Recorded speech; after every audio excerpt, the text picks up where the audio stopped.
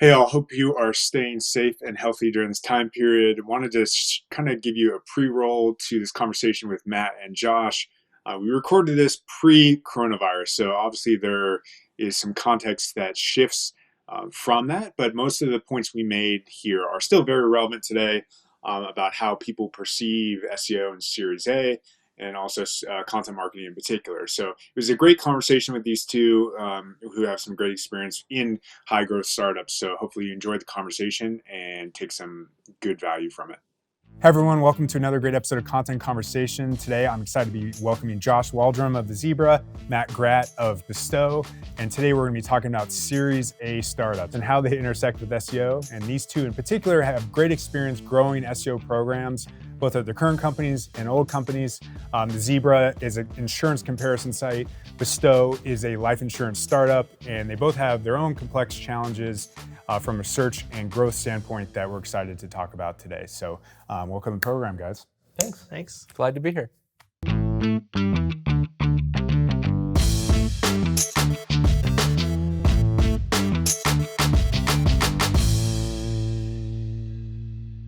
We're here in Austin. You both have a good feeling for the Austin startup scene and obviously startup scene in general. Matt, I know you in particular came from San Francisco area. Now you're here in Austin. How does Austin from a SEO standpoint in particular, or maybe it's just a startup vibe in particular, stand out to you compared to San Francisco, other startup hubs that you're aware of, or are there any differences there? Yeah, I think there's a lot of differences. Austin's culturally different. And then if you look at some of the structural factors about the ecosystem, like I think there's 3 or 4 venture capital firms in Austin versus all of them in the Bay Area, right? So I think there's some factors that drive companies in Austin to get to revenue a lot earlier. I haven't seen anybody in Austin do we're going to get really big, raise a bunch of money, and then we're going to figure out what to do. Like that, you just don't see that a lot here. And I think the other force for SEO in particular is it's difficult to remember if you haven't seen SEO really work at a company. SEO is objectively strange compared to every other marketing channel there is, Okay. Right? Everything else, you pay someone and they send you a click, they send you a lead, they give you some space, something like that. Maybe you have a journalist write an article about you. SEO is this long combination of you build all these landing pages and you get these links and then you do these optimizations that don't really make a whole lot of sense objectively if you don't kind of know what's going to happen. And then magically traffic comes from the sky onto your website and all converts astonishingly well and is really high quality. So until you've seen this before, it just, you almost wouldn't believe it if it was explained to you. So, and I think the great thing about Austin in particular is because we've had these successes like Retail Me Not and HomeAway and Sparefoot that have come out of Austin that have been very SEO driven. People have seen SEO, and indeed, that's the other one I would want to add for extremely large success with a large SEO component. Until you've seen that before, I don't know that you would actually believe it if it was explained to you. And then because we have people coming from these great companies that are, going to other companies, starting new companies, it's led to a lot of startups to embrace SEO, especially here in Austin. Nice. Yeah, I mean, I'll give the Austin perspective. I totally agree with that. Most of the CEOs, founders I've worked with all have a pretty good understanding of SEO. And I think that speaks to, the fact that there are a lot of success stories that were built on like good SEO foundations like Indeed and Retail Me Not. Nice. So in terms of getting to revenue quicker, how does that impact SEO as a channel? Do you think there's just more focus on bottom funnel? Is there a difference in how that operates, do you think, compared to like a San Francisco ecosystem, or is it unclear, would you say? Again, I don't have the San Francisco ecosystem background, but I think I don't know if it's just been fortunate, but I've always had, executive teams that really understood how SEO works and that it's not like this thing you can just put money into and immediately get traffic from. And so I think it's, again, it may just be fortunate, but I think it also speaks to Austin, really understanding that where there is not as much pressure. And when we have algo updates where we get hit, everybody is on board with us and there to help out, asking Right. how they can pitch in. Nobody's like, what happened? Panicking. You're out of a job situation. Yeah. So I feel very fortunate, but again, I think it is it's an Austin probably specific thing. Yeah. Yeah, I think the other piece in Austin is especially on the consumer side, you see a lot more sort of e-commerce and affiliate monetized and transactionally monetized companies. I don't know that we have any sort of large, I'm sure we do, but I'm not aware of the top of my head any large, extremely non-transactional, like ad-supported companies in the way like a Facebook would be. So I think if you start with that sort of e-commerce flow or affiliate flow, you definitionally need to drive traffic into it that buys things. And you find SEO pretty quick when you say, well, I don't have much budget. I'd like someone to buy something. What can I do?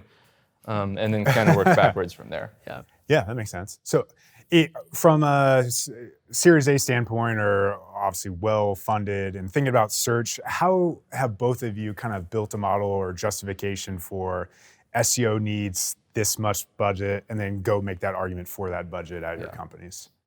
I would say my experience Series A, there's little growth on the SEO side, and I think that's sometimes the biggest case is we need more investment now that we have money to invest more in this. Post Series A. Post Series A, yeah. Okay. And there's, obviously there's some like little wins along the way, but when you don't invest in it as a company, then you're not, going to see those bigger wins. So for me, it's worked out where pre-Series A, I could just say like, we're not growing at the rate we should be. And it's because we're not investing enough money, and it's, one person team at that point. So. Gotcha. Yeah. Yeah.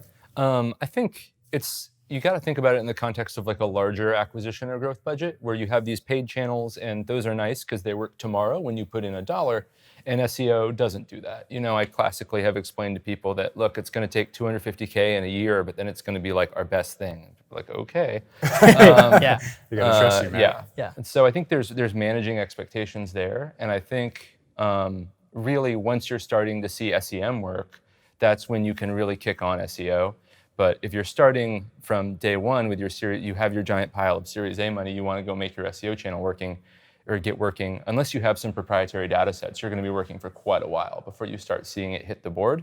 So you need to have that plan, one, to have traffic and transactions from other channels until that starts hitting, and two, make sure you sell internal expectations that this is going to take a while before it starts hitting, but once it starts hitting, it's really going to be something.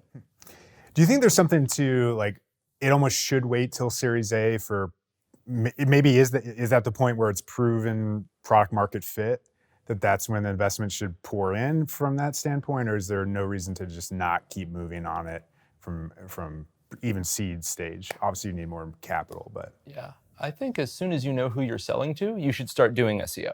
And as more of a broad sort of organic audience building, but by that time, you're hitting into the sort of DADR level of engagement, all those metrics where you can really rank for stuff by the time you're really starting to pour on the gas. So I think from day one, if you have an idea of who your market's going to be, you can start building that audience. And I think in the SaaS space, there's been companies like Unbounce that have done that really successfully.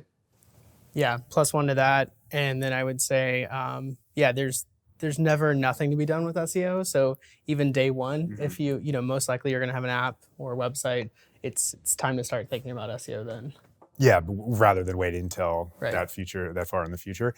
I mean, it makes sense that once you have the SEM channel working, you can basically use that argument that, hey, we could get this for free, quote unquote, once we get going, right? Is that kind of the communication that you make at that point? I think so, yeah. I think that's an easy way to value SEO traffic. That being said, you will actually see difference in performance on SEM versus SEO and see meaningful demographic differences in SEM versus SEO. If you're, say, in the insurance space, it's actually really important who is coming and transacting and what their risk characteristics are, and those can actually vary significantly there. Okay. So, but yeah, I think SEM is a great way to start these days, especially in insurance. Traffic is really expensive as it comes from Google. So to demonstrate that it first of all works and that you can deliver a good user experience for those people, and then second of all, that you can scale up at economics that really work, I think that's a great way to start. Yeah, makes sense. I'd say just a pre-Series A tip too is you definitely want to be working for a company that wants to be a brand. Yes. And that is willing to invest in that. And if you are, most exec teams, even VCs, they're willing to invest in brand without much expense. And that just getting more branded search, people searching for you, just ultimately helps your SEO for non-branded pages as well. So yeah, and it can be a natural link acquisition source and things like that. How about your experience for timeline to seeing something like Matt had the $250K in 12 months? Like what how would you, if you maybe starting over today, like do you think that's the same thought, or how would you communicate those same things, or have seen that same thing? Yeah, so I've been with the Zebra now for 5 years, and I remember in my interview, the founder asked, like, do you think in a few months we can be, ranking #1 for car insurance, like the most competitive keyword on the internet? And I distinctly remember saying, like, I wouldn't even imagine 5 years from now we are. And unfortunately, I'm at that 5-year mark, and I think it's getting called out, like, hey, like, it's been 5 years, but Okay. no, I mean, it takes investment, it takes time, it takes a village. Like, everybody in the company has to be invested and bought into it. It's definitely, we've had a lot of wins recently, and I feel like, our CEO will give me the credit. It's like, I've done very little. It's really like everybody in this company contributes to our success here, and it has been that way since day one. Nice. So another thing from a Series A, Series B standpoint, you definitely have seen it recently with the glut of, or at least the feeling is a lot of these startups that haven't figured out revenue, they're losing a ton of money. It seems like they're overspending, WeWork, et cetera. Some other companies in that direction. How would we, like, do you see operational differences between those, like, and it sounds like Austin maybe does this by default, where we were talking about they get to revenue quicker, of these companies that are blowing through capital and they're not, like, what are the warning signs of that? Or have you seen any behaviors there? I'm at both great companies, so not in your situations, but does anything stand out in that regard? I don't know if I have a great answer for that. That's good, probably. Where have I seen companies make sort of mistakes with kind of spending their money? Yeah. Maybe we can sit on that and circle back to that. But from like a search, back to the financial model thing, and we're thinking about how long it's going to take and things like that. How do you literally go and say, hey, I need 50K based on Y? Like, literally, what is the math?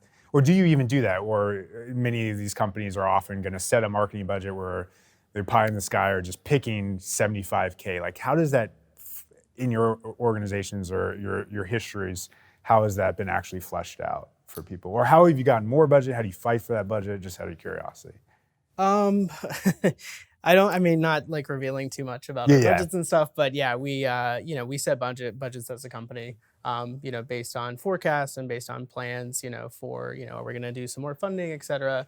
So it all really stems from that. Okay. And then in terms of, competing for that budget, to me, it's really easy for SEO because it's basically, they get it. essentially free revenue, minus the cost of like tools and salaries and stuff like that. And then particularly in the insurance space where, paid is so competitive and it's just more so like expensive. Versus this outcome, it seems so cost effective and totally. Yeah. Gotcha. And so, being in a competitive industry like that, actually, from an SEO standpoint, is kind of an advantage. Okay. You tend to have people more bought in because they know this is where we can see success versus paid. Like, that could be 10 years before we have the budgets of a big insurance company. That makes sense. Yeah, SEO will almost always be one of your most efficient places to allocate budget, especially in the landscape of a world like insurance where the CPCs are just about insane. It will be likely one of the hardest to forecast. And historically, at other companies I've been at, we've done some, we've had a lot of long tail pages. I can tell if a long tail page will rank for anything. It's going to get, the average one gets about here. If I make X, I'll get this, and I can kind of model it that way, and I know how it converts. As far as modeling ranking for, car insurance quotes, like, that tends to be really volatile and hard to deal with these days, especially because, an answer box comes up or PAA comes up, and suddenly what you're getting is a lot less than you were getting before. Maybe you guys are much better at SEO than me and have a good way to model like what you will get for an incremental link or anything like that. I certainly don't. But I've typically done it by some basis of N number of landing pages that are doing okay will get Y traffic and rank for X. And then sort of looked at it there, and then links sort of as a steady state investment. That's kind of how I've done it. But if you're in the insurance space in particular, your SEO, because paid is so expensive, you will almost always end up where SEO will be your cheapest channel. Yeah, we definitely reference the SEM rush, the traffic cost, value and cost. Yeah. It's so easy to just be like pointing at it to ask for budget. Yeah, but then the number will be like comical if you're insurance. Yes. Like, this will be $3.5 million of traffic next month. You know?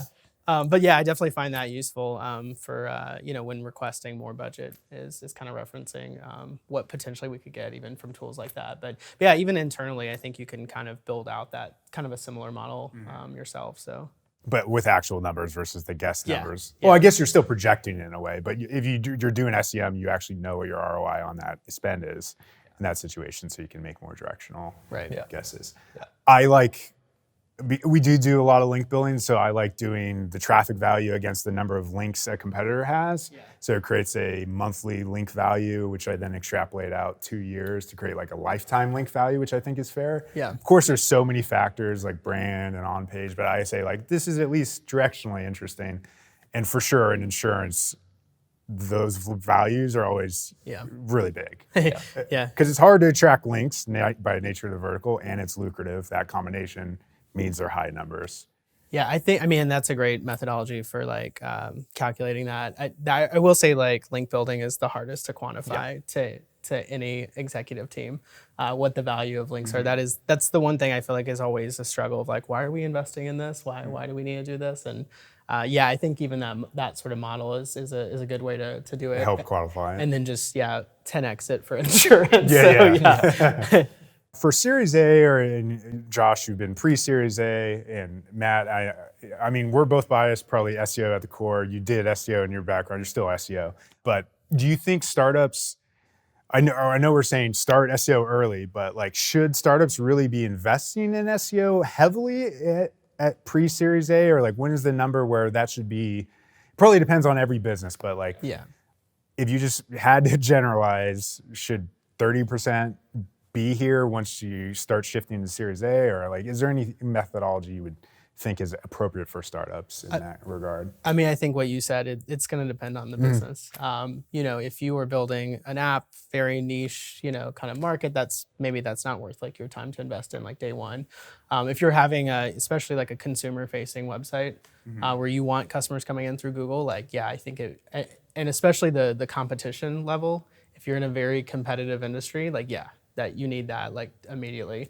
I think if it's a newer product, then maybe you don't necessarily need it like from day one, because a lot of your SEO strategy will be kind of educating, people that this new product sort of exists versus I can show up for this type of commercial keyword.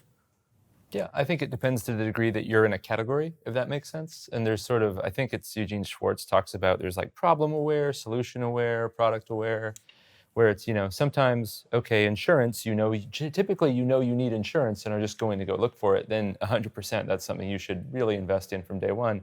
Versus if you have something that's truly net new in the world where no one is searching for it, then it does not make a whole lot of sense to invest a lot in SEO. You can start to get there with some maybe upper funnel topics and related topics.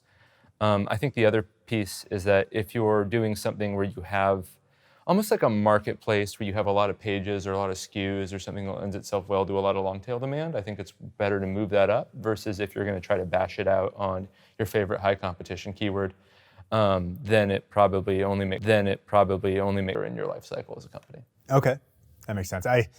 Going back to the product market fit thing now, and I think you touched on it with a new product category of you can start investing in SEO, and then if you're trying to understand if this is even a thing or not, and you're investing in a thing that you might not even be going the right direction with your business, that feels like inefficient use or risky use of capital as compared to, I would think most post-Series A, you've figured out product market fit and are ready to scale that. But it does make sense that if it's just very obvious, life insurance, car insurance, just start working towards it more clearly. And I guess the innovation is, hopefully you have some other innovation in terms of to actually compete in that way. Yeah, I will say from the working in the car insurance space, our product was not really developed well by the time we had a SEO strategy in place. And it was because we knew this was going to be like a very, very like long-term plan. Or the founders knew that this is a long-term. So we need to invest in this thing that takes a really long time before we start even have like a great product. And we built a better product, and that's awesome because that only helps our SEO too. So Okay. It sounds like you both have been lucky in past working with companies that come to us. They also get SEO, but do you have any tips for people who might be in a startup scenario where maybe their companies are SEM focused by default, or the founders don't get it? Like, what would be your game plan of educating those people? Yeah, I mean, definitely force the education. every SEO has, like 50 amazing tools out there at your disposal. Like use all of them to build like sort of reports, just showing kind of what the like traffic opportunity is. I think that's the thing that probably, some executives don't get, is that there is this jackpot of traffic out there that if you invest in the SEO to get that, like you're gonna get all this free traffic. Makes sense. Yeah, I think in addition to sort of the reporting and the quantitative side, I think there's a storytelling aspect of it. If you look at these companies like NerdWallet, and where some of the executives have talks out there about how they grew from zero and how they really found out it was about content and PR, and they, drove that as hard as you can, and now they have this giant competitive moat that is, for most intents purposes, unassailable. I think there's that piece as well, in addition to the just sort of showing the numbers and showing the ROI. There's also the sort of storytelling aspect of it. But often, if someone comes from a super duper paid media background, it might just be sort of a long slog, and you may never get there. It's a little like some other topics where you're best, finding people that already agree with you.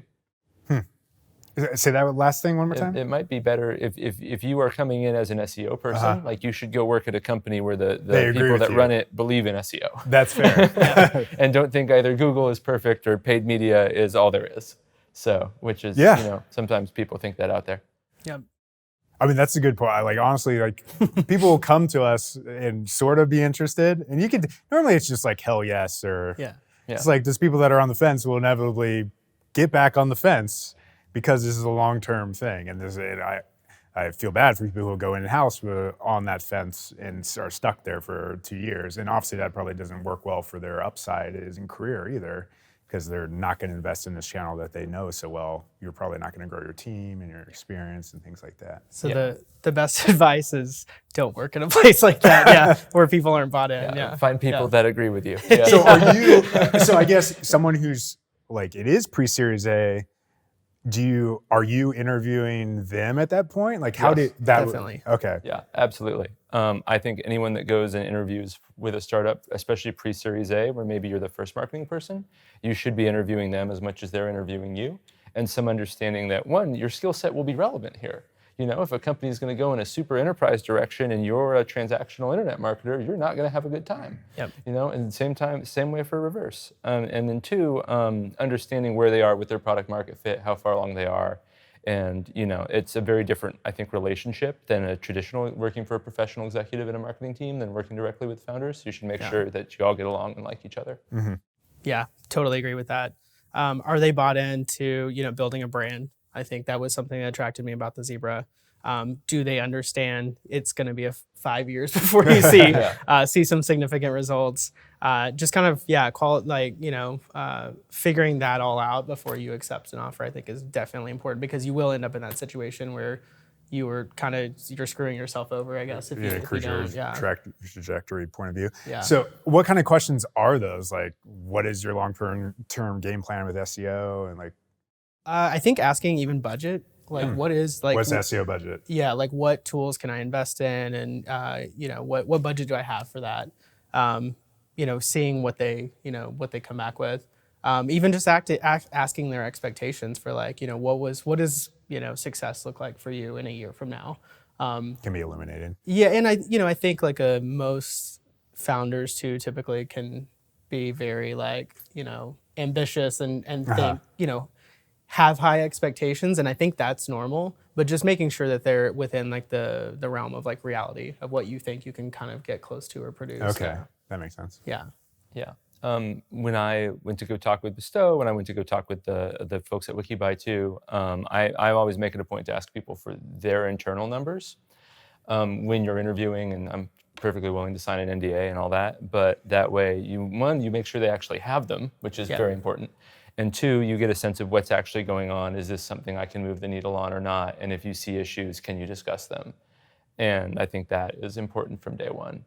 Yeah. Because as in a marketing and growth role, you're sort of the sharp tip of the spear, but for it to work, everything before that has to work. The product market fit has to work. And your finance department has to pay people on time, and all these other things have to happen, and that ultimately manifests itself in true sales and top line growth. But you need to make sure those other things are there, because you can't even, if something doesn't have product market fit, you don't have the organizational support you need, you're not going to be successful regardless of how wonderful a job you do. Yeah, makes sense. Yeah, and I would, echo the same thing. And every company will, give you access to or at least every founder will give you access to their Search Console account if, they've ideally set that up in GA. And the great thing is you can take that back and you can kind of build some like recommendations. It also really helps in the interview process. Yeah. Like I took a look at this and then here's what I found from that. But also it gives you like kind of some more insight as well. So for people building SEO teams or starting with SEO, maybe it's Series A or right around that range, are there any tips or lessons, or what would you suggest that maybe if there's anything particularly unique about Series A that you'd suggest to an SEO or someone running that program? Like in terms of just kind of what you would invest in first, like pre-seed? Yeah, potentially, or just team building, anything like navigating internal, like is there anything specifically dynamic about a startup, high growth Series A environment and the interplay with SEO that's worth? I think if I could go back, I would probably push to have more PR resources and just people kind of helping build, brand awareness. I think we've seen some of our biggest wins from initiatives around that. And I think that's like the tricky thing from an SEO background is that's like the tricky like for me is for like creating like PR and brand awareness and stuff. Like I struggle with that and finding sort of interesting like data stories and stuff. So I think having somebody with that mindset come in very early on to help with that, I think would have really helped out our strategy a lot. Nice. Yeah. Yeah, I have a super contrarian sort of approach, which is I start with, so SEO is about marketing to people that type, things related to your business into their database of hopes and dreams. And absolutely the best way, or Google as our giant database of wants and hopes and dreams. And I think, the best way to do it is, of course, to land that traffic on your site and convert it on your site. But when you start, all of it's going to go somewhere else. So are you taking those lists? Are you scraping those lists out of Ahrefs or something? Are you handing that off to making affiliate deals? Are you buying GDN on those sites? So you get an idea of what keywords are working and can demonstrate some success and how valuable this all is before you go out and do all the work to rank things. Because if you do a bunch of work for initiatives that don't work, or what might even be worse, get a bunch of traffic and then you don't sell anything, you're going to lose some credibility internally, and it's going to be harder to get those investments in the future. So if you can kind of cut the line and maybe put some paid dollars on it just to start with, I think that's a great way to start. Yeah, I definitely see that where some companies will go gangbusters. And I think it's almost interesting looking at some companies like, I don't know how familiar both of you are with like Movoto of the past. This was a company, for anyone who's newer to the industry, was literally just super highly regarded, talked about all the time for their strategy. And then 2 years later, completely is stopped because it wasn't working. Actually, from a bottom line standpoint, yes, they drove a ton of traffic, but clearly someone internally figured out this actually isn't moving the needle in any kind of efficient way, such that they weren't doing things correctly. I think they had product issues as well, which is part of the reason that content marketing didn't help them. But those kinds of things of going to gangbusters, top funnel, just to get some traffic in, but actually making sure that you meet in the middle seems like a smart move. And it sounds like that's your kind of game plan, Matt.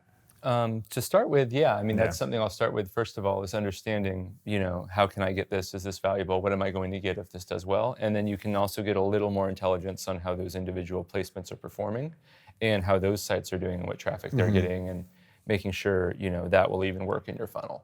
Because I think there's a lot of folks, especially in these more complex products, that will go after these big keywords, and sometimes they'll get them and they'll find out that traffic doesn't convert in their funnel, or it's demographically or firmographically wrong. And that's where you really succeeded and still failed.